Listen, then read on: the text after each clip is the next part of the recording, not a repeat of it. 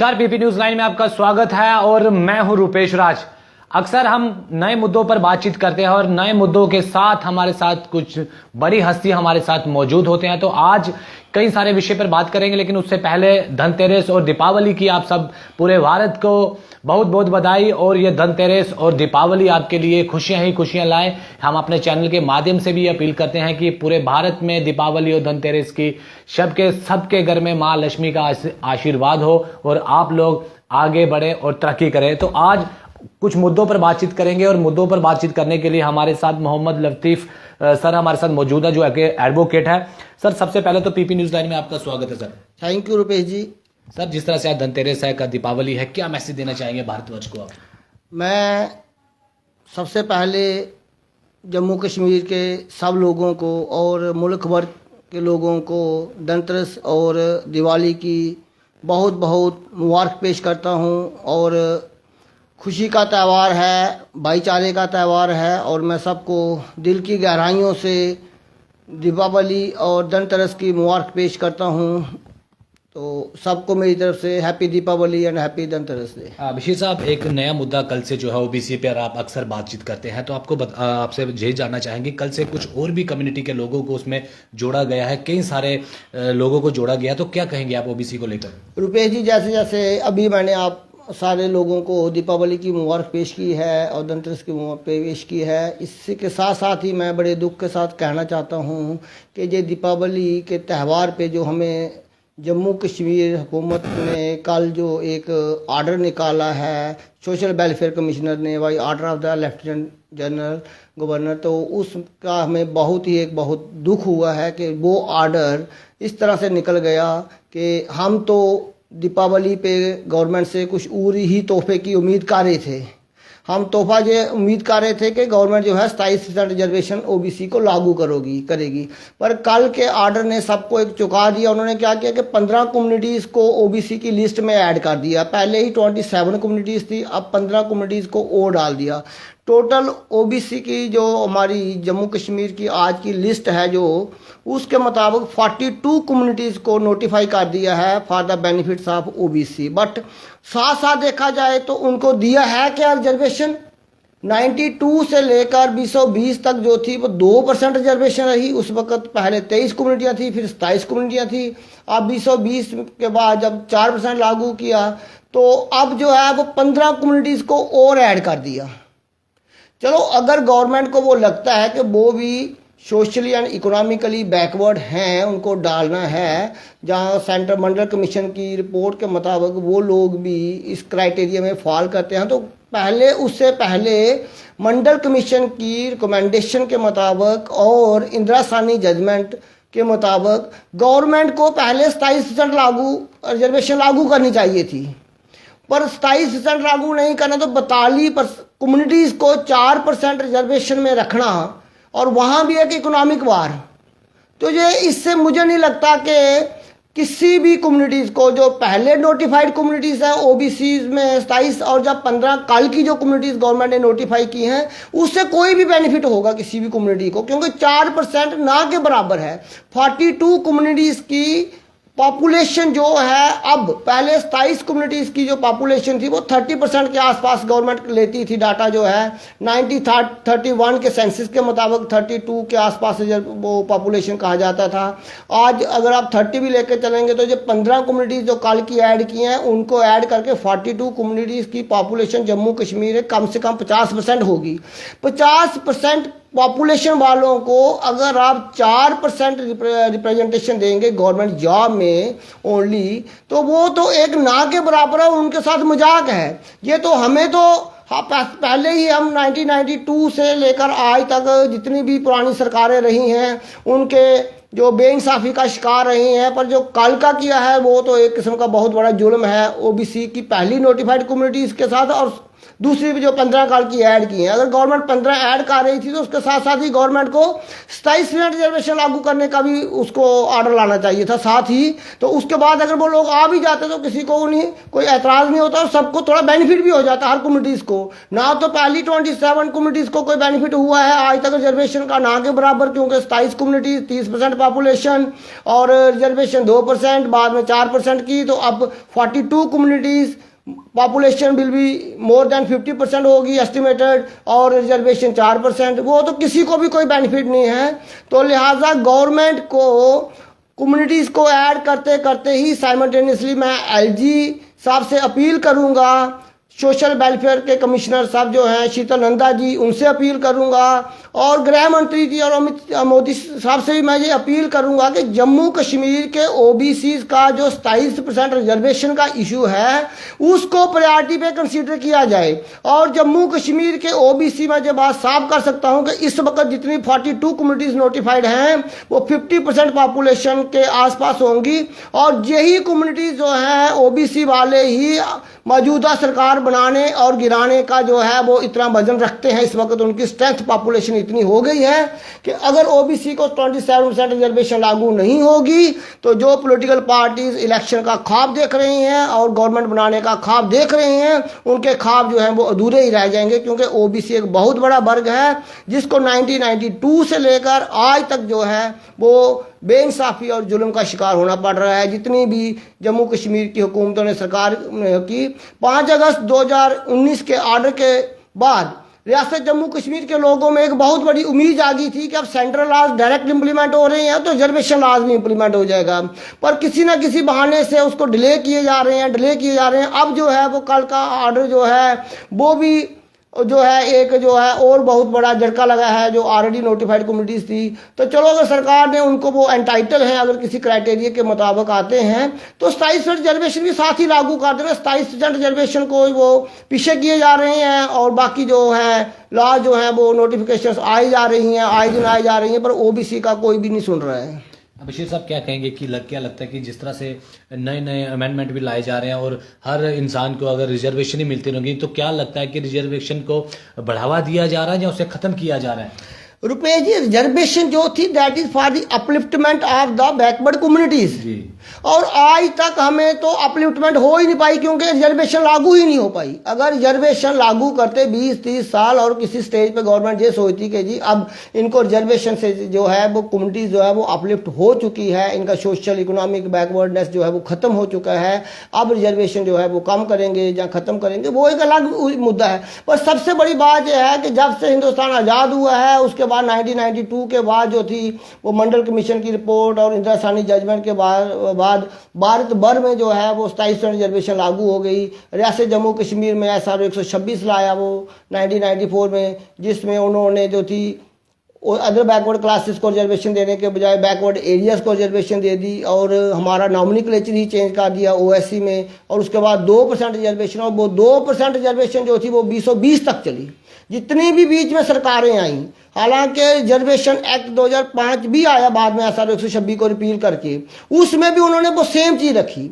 अब कल के ऑर्डर में भी रिजर्वेशन एक्ट 2005 में ही वो तरमीम करके अमेंडमेंट करके तो 15 कम्युनिटीज़ को ऐड कर रही हैं। अलबत्ता जो रिजर्वेशन थी जो सेंट्रल गवर्नमेंट की नोटिफिकेशन के मुताबिक, इंदिरा सानी जजमेंट, जो मंडल कमीशन की रिकमेंडेशन के मुताबिक थी 27% रिजर्वेशन, उसको लागू करने के लिए सरकार जो है वो बड़ी ही अभी भी बड़ी चुप बैठी है और उसको कोई, हालांकि रिसेंटली हमें बड़ी उम्मीद हुई थी कि जम्मू कश्मीर के भारतीय जनता पार्टी के जो अध्यक्ष हैं रविंदर रैना जी, इन्होंने कहा था कि हमने पहाड़ियों का मसला हल कर दिया, वो ओबीसी का मसला हल करना है। और भाई ओबीसी का मसला किसी कम्युनिटी को ऐड करना या डिलीट करना नहीं है, ओबीसी का मुद्दा यह है 27% रिजर्वेशन जम्मू कश्मीर में लागू करना। रविंदर रैना जी, अगर आप मेरी आवाज़ सुन रहे हैं तो अपनी हाई कमांड को और LG साहब को ये परसुएड कीजिए कि जैसे 27% रिजर्वेशन बाकी मुल्क भर में लागू की है वो भी जम्मू कश्मीर में भी 27% रिजर्वेशन लागू करो। वो मुद्दा है बीजेपी का, ना कि कम्युनिटीज को ऐड करने का मुद्दा है। बशीर साहब क्या देखते हैं कि हर तरफ इस समय महंगाई है,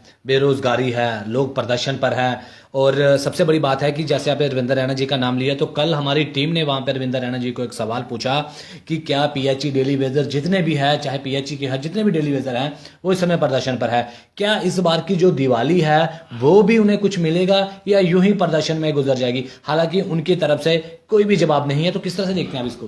देखिए, पीएचई वालों का, पीडीडी वालों का, जितने भी डेली वेजर्स हैं रुपेश जी, उनके हर कोई ये मानता है कि जो भी उनके डिमांड्स हैं वो टोटली जेन्युइन सी डिमांड्स हैं। देखो, उन्होंने अपनी ज़िंदगी दे दी पब्लिक सर्विस में, लोगों की खिदमत करते हुए, और उनको क्या मिलता था उसके इवज़ में? जो उनके बेजेस थे वो कुछ भी नहीं। और आज भी कईयों के बेजेस 6 महीने के पेंडिंग हैं, कईयों के 60 महीने के पेंडिंग, कईयों के 70 महीने के बेजेस पेंडिंग हैं। और गवर्नमेंट का जो SRO 64 बोलता था वो ये था कि जो भी कोई डेली वेजर लगा है उसको 7 साल बाद जो है वो रिकमेंड करेंगे। पर जो पुरानी सरकारें रही हैं उन्होंने बैकलॉग इतना इकट्ठा कर दिया, और आज की डेट के लिए गवर्नमेंट के लिए ये बहुत बड़ा चैलेंज है। पर गवर्नमेंट करना चाहे तो कोई बहुत बड़ी बात नहीं है, और इनका जेन्युइन मुद्दा है। उनको रिजर्वेशन, जो डेली वेजेस हैं, उनको फेस मैनर में जैसे भी है उनको रेगुलराइज करना चाहिए और उनसे सर्विस लेनी चाहिए। उन्होंने सर्विस दी है, 20 साल, 30 साल, 25 साल किसी के हो गए हैं, और अब वो सारे ओवरेज भी हो गए हैं उस कैटेगरी से। और ऑफ कोर्स ये एडमिटेड बात है, गवर्नमेंट भी कहती है, उनके जो ऑफिसर्स हैं, एक्सियंस हो गए, पीएचई के एईज हो गए, जेईज हो गए, ये खुद कई बार लिख के देते हैं कि these daily wages are the assets of the department. तो भाई उनको फेस मैनर में तो रेगुलराइज करना उनका राइट बनता है, हक बनता है। वो इतनी देर से सर्विस कर रहे हैं और गवर्नमेंट की पॉलिसी भी रही है और पहले रेगुलराइज हुए भी हैं। और अब जितना भी लॉट हो गया उसको 2-3 फेस मैनर में गवर्नमेंट को 1.5 साल के अंदर सबको रेगुलराइज करना चाहिए। चुप्पी साधना जो है वो किसी भी मसले का हल नहीं है। और एलजी साहब को तो मैं सोच रहा था कि शायद, उम्मीद कर रहा था कि शायद एलजी साहब इस दीपावली पे भी उन डेली वेजेस के साथ भी कुछ करेंगे, कोई तोहफा देंगे उनको, पर अभी तक तो साइलेंट है। पर उम्मीद है कि एलजी एडमिनिस्ट्रेशन और हाई कमांड जो है, गवर्नमेंट जो है, इसको सोचेगी। और ये एक जेन्युइन इशू है, इसमें कोई वो नहीं है कि। वकील साहब, आपको ऐसा नहीं लगता कि ये कोई पॉलिटिकली मुद्दा बनाया जा रहा है कि इन सब को हम तभी रेगुलाइज करेंगे या इन्हें इनकी जो पेंडिंग वेजेस है वो देंगे जब इलेक्शन का समय होगा, तब इस तरह की कोई गतिविधि करेंगे? क्योंकि दीपावली जो है एक बहुत बड़ा त्यौहार है। इन दिनों में मैं खासकर बात करूंगा कि जितने भी एम्प्लॉयज़ हैं, चाहे सरकारी हैं, प्राइवेट हैं, हर आदमी को उम्मीद होती है कि हमें इस दीपावली पर एक बोनस मिलेगा, गिफ्ट मिलेगा, और हम अपने बच्चों के लिए कुछ रंग बिरंगे खिलौने लाएंगे, कुछ क्रैकर्स लाएंगे, तो अपने घरों में जलाएंगे। लेकिन इस तरह से सरकार जिस तरह से रवैया कर रही है, आपको लगता है कि ये पॉलिटिकल ट्रेंड बनाया जा रहा है? रुपेश जी, मुद्दा जो है ना, मुद्दा कोई भी मुद्दा पॉलिटिकल नहीं होता। मुद्दा पॉलिटिकली मोटिवेटेड नहीं होता। आप हर एक चीज़ को हमें पॉलिटिकल एंगल से नहीं देखना चाहिए। हमें बेसिक ये देखना चाहिए कि क्या ये जो पब्लिक डिमांड है, या किसी भी शख्स की या किसी ऑर्गेनाइजेशन की या किसी इनकी डिमांड है, वो डिमांड जेन्युइन है या अननेसेसरी डिमांड है। अननेसेसरी डिमांड को किसी को एक मुद्दा बनाया जा सकता है, कोई पॉलिटिकल पीछे से मोटिवेशन हो सकते हैं कि पॉलिटिकली इसको वो किया जाए, गवर्नमेंट को थोड़ा सा परेशान करने के लिए, या एक अनरेस्ट क्रिएट करने के लिए पॉलिटिकली इशू, अननेसेसरी का इशू लाया जाए। पर ये इशू ही जेन्युइन है। वो तो अपने हक की बात कर रही हैं, वो कोई, उसको कोई लीड कोई और नहीं कर रहा है, उसको लीड वही लोग कर रहे हैं जो सफरर हैं, जो बेचारे डेली वेजर लगे हैं, जिनको 70-70 महीने से तनख्वाह नहीं मिलेगी। अगर वो तनख्वाह की डिमांड करेंगे अपनी, तो फिर अगर कहीं सरकार से ये सुनने को आए कि ये पॉलिटिकली मोटिवेटेड है, तो दैट इज़ वेरी, यानी कि अफसोस की बात है कि ऐसी मुद्दा है। वो मुद्दे को देखो, अगर मुद्दा जेन्युइन लगता है तो वो पॉलिटिकली नहीं होता। Whosoever will be in the power, उसको ये सबसे पहले प्रायोरिटी देखनी चाहिए कि अगर मुद्दा जो है वो बिल्कुल जेन्युइन है और किसी को, नेचुरल सी बात है, उसके साथ बेइंसाफी हो रही है, तो उस मुद्दे को बिना डिले किए उसको हल करना। हमारे बीजेपी के जितने भी नुमाइंदे हैं वो पीएचई डेली वेजर से मिलते हैं, कई सारे डेली वेजर से मिलते हैं, और वहाँ पे आश्वासन दिया जाता है कि हम आपकी बात जो है ऊपर लेकर जाएंगे। आप जानते हैं कि गृह मंत्री जी अमित शाह हमारे जम्मू में दौरा किया और इतनी बड़ी जनसभा भी हुई, आप भी जानते हैं, लेकिन वहाँ पर पीएचई डेली वेजर की बात ही नहीं की। तो इससे क्या लगता है, क्या हमारे जो रिप्रेजेंटेटिव यहाँ से हैं वो आवाज़ ऊपर तक नहीं पहुँचाते हैं या ऊपर पहुँचाने का प्रयास नहीं करते? देखो, इस वक्त तो हमारा कोई रिप्रेजेंटेटिव ही नहीं है पहले से। अब 2-2.5-3 साल हो गए हैं जब से सरकार टूटी है, कोई 2018 में, उसके बाद आज तक कोई पब्लिक का चुना हुआ नुमाइंदा, जो लेजिस्लेटर्स तो है नहीं है, सरपंच पंच बेचारे डीडीसी मेंबर्स बने हुए हैं, और कोई आप कहो कि डायरेक्ट हमारी कोई जहाँ पे असेंबली है, रिप्रेजेंटेटिव हैं, वो तो है ही नहीं है। तो ये जो मुद्दा बेसिकली जो बना है, अब हाई कमांड को, गवर्नमेंट ऑफ इंडिया को उसको हल करने के लिए जो है वो एक पॉलिसी मैटर के साथ आना पड़ेगा। ये एक रिप्रेजेंटेटिव्स का और वहाँ पे इशू पहुँचाने की बात नहीं है। Government of India has to come up with a policy matters के सबको कैसे रेगुलराइज करना है, सब मुद्दे इसके सब बंदों को रेगुलराइज कैसे करना है, उसके लिए एक पॉलिसी मैटर लेकर आना पड़ेगा। तो एक रिप्रेजेंटेटिव की वहाँ बात पहुँचाना जो है वो बड़ी बात नहीं है। जब नहीं पहुँचाई होगी उनको, एक्चुअली प्रॉब्लम क्या है कि whosoever has remained in power, जिसने जम्मू कश्मीर में हुकूमत की 2018 तक, उन लोगों ने इस मुद्दे को और ओबीसी के मुद्दे को इतना क्रिटिकल कर दिया है कि गवर्नमेंट ऑफ इंडिया जो है that has to come up with a policy matter. तो सर आखिरी सवाल है, सवाल नहीं है, ये क्या रहेगा सरकार की तरफ से आपको एक मैसेज भी, दीपावली का भी, और सरकार को भी क्या मैसेज रहेगा कि हमारा जम्मू कश्मीर जो है खुशहाली की जिंदगी जिए, क्या मैसेज रहेगा लास्ट में? खुशहाली की ज़िंदगी जीने के लिए जम्मू कश्मीर के लोगों के इस वक्त के दो बेसिक बहुत बड़े इशू हैं। एक तो ओबीसी का इशू है जो 50% पॉपुलेशन के कंसर्न है। उसको मैं अपील करता हूं गवर्नमेंट ऑफ इंडिया से और एलजी साहब से भी कि अगर हमें कोई दीपावली पे खुश देखना है और हमें कोई खुशी पे तो इस दीपावली के अवसर पे कोई तोहफा देना है कि तो 27% रिजर्वेशन लागू करने का अनाउंसमेंट कर दीजिए। वो हमारे लिए सबसे बड़ा दीपावली पे तोहफा होगा और हमारे लिए सबसे बड़ी खुशी की बात होगी। एक बात। दूसरा जो डेली वेजेस वगैरह 70 महीने से बेकार बैठे हैं उनकी भी रेगुलराइजेशन और पेंडिंग वेजेस को एटलीस्ट पेंडिंग वेजेस को एडवांस रिलीज कर देना चाहिए। और बाकी जो है दीपावली के अवसर पर उन सेंट्रल गवर्नमेंट की तरफ से एलजी साहब से जो ऑर्डर निकलने चाहिए आज ही, उनको उनके हेड्स ऑफ डिपार्टमेंट्स को कि पेंडिंग बेजेस उनके आज ही निकाल दें ताकि वो भी अपने बच्चों के साथ दीपावली बना सकें। बच्चों की जो ख्वाहिशें होती हैं, ज़रूरतें होती हैं दीपावली पे, नए कपड़े लेना, क्रैकर्स लेना, मिठाइयाँ बांटना, वो ये सब चीज़ों उसी वक्त मुमकिन है अगर उनके पास कोई पैसा होगा जेब में। तो उनके पेंडिंग बेजेस को रिलीज़ करने का और उनको रेगुलराइजेशन करने के लिए पॉलिसी मैटर के साथ गवर्नमेंट को आना चाहिए। यही एक जम्मू कश्मीर के लोगों के लिए और ओबीसी और डेली वेजेस के लिए दीपावली पे सबसे बड़ा तोहफा होगा। जी बिल्कुल, आपको सही बता दें, ये एडवोकेट मोहम्मद लतीफ़ जी हमारे साथ हैं और इन्होंने कई सारी बातें हमें बताई है, क्योंकि इनसे बातचीत करने का हमारा जो मकसद है, क्योंकि अक्सर ये बड़े मुद्दों पर बात करते हैं और उन्होंने जागरूक करते हैं। जिस तरह से इन्होंने कहा है कि अगर सरकार दीपावली का हमें तोहफा देना चाहती है तो सबसे पहले ओबीसी के बारे में, आरक्षण के बारे में सोचे कि किस तरह से ओबीसी को आगे लेकर जाना है, और उसके बाद जितने भी डेली वेजर इस समय प्रदर्शन पर हैं उनके घर की हालत के बारे में सोचना चाहिए, उनके बारे में सोचना चाहिए कि वो लोग दीपावली जो है किस तरह से अपने घर में मनाएंगे। तो इसीलिए सबसे पहले ये देखना पड़ेगा, उसके बाद हमारा जम्मू कश्मीर जो है खुशहाली की राह पर चलेगा और आगे बढ़ेगा।